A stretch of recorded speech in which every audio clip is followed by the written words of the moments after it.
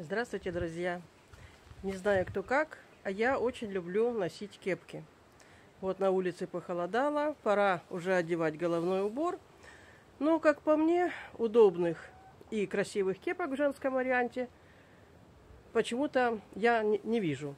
Поэтому я себе периодически делаю тюнинг мужской кепки, потому что, чисто черная мне не очень нравится. Хотя у меня в хозяйстве есть и черная. И вот в этот сезон я решила себе сделать новую кепочку.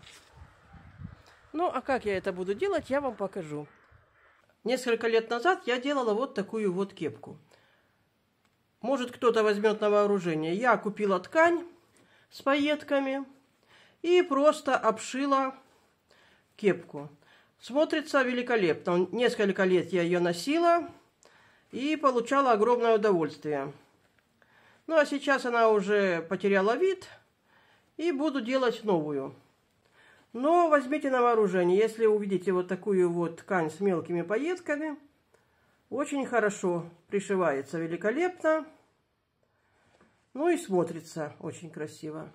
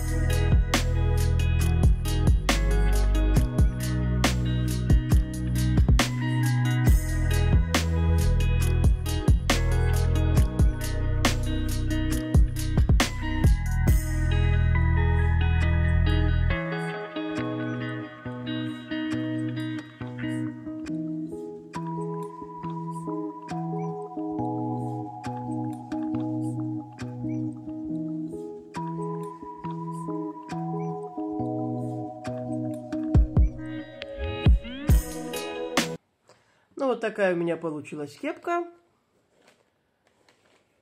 Потратила я на нее некоторое количество времени. Но, как говорится, совершенству нет предела. Можно попробовать что-то сделать с козырьком, обшить его. Была у меня мысль серебристые бусинки пришить по канту с каким-нибудь промежутком. Может быть, я это сделаю, я посмотрю. Ну, пока буду носить так. А на следующий год, может быть, пришью сюда бусинки, и будет у меня другая кепка.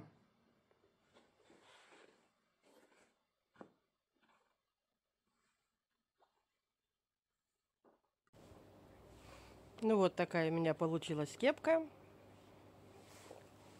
В новый сезон с новым головным убором. Как раз похолодало, время носить ее.